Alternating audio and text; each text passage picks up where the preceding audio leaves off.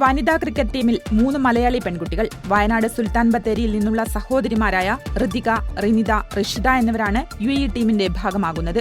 ഈ മാസം 19-ന് ശ്രീലങ്കയിൽ നടക്കുന്ന 2020 ഏഷ്യൻ കപ്പ് വനിതാ ചാമ്പ്യൻഷിപ്പിനുള്ള UAE ടീമിൽ ഇരുവരും ഉൾപ്പെട്ടിട്ടുണ്ട്.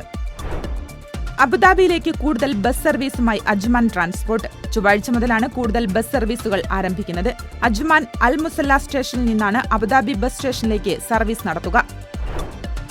ഉമ്മുൽ ഖുവൈനിൽ സർക്കാർ വകുപ്പുകളുടെ ലയനത്തിന് ഉത്തരവിട്ട് ഭരണാധികാരി. എമിറേറ്റിലെ നഗരാസൂത്രണ വകുപ്പ് മുനിസിപ്പാലിറ്റിയുമായി ലയിപ്പിച്ച് ഉമ്മുൽ ഖുവൈൻ മുനിസിപ്പാലിറ്റി എന്ന പേരിൽ ഒരൊറ്റ ഭരണസ്ഥാപനമായി മാറ്റിക്കൊണ്ട് UAE സുപ്രീം കൌൺസിൽ അംഗവും ഉമ്മുൽ ഖുവൈൻ ഭരണാധികാരിയുമായ Sheikh Saud bin Rashid Al Mualla ഉത്തരവിട്ടു.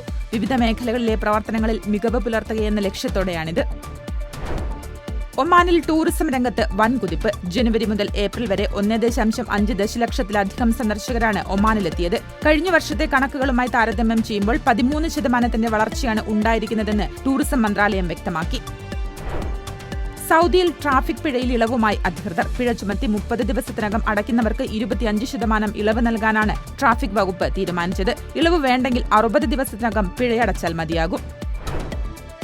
ഖരീഫ് സീസണിൽ അൽ വുസ്ത ഗവർണറേറ്റ് വഴി ദോഹാർ ഗവർണറേറ്റിലേക്ക് എത്തുന്നവർക്ക് ആരോഗ്യ സേവനങ്ങൾ മെച്ചപ്പെടുത്തുന്നതിനുള്ള പദ്ധതിയുമായി ആരോഗ്യ മന്ത്രാലയം. റോഡിൽ വാഹനാപകടങ്ങൾ വർദ്ധിക്കാനുള്ള സാധ്യത കണക്കിലെടുത്താണ് പദ്ധതി ഒരുക്കുന്നത്. ഖരീഫ് സീസണിൽ ഉണ്ടാകാറുള്ള ഉയർന്ന അപകടനിരക്ക് ആശുപത്രികളിൽ ഉൾപ്പെടെ വലിയ തിരക്കിന് കാരണമാകാറുണ്ട്.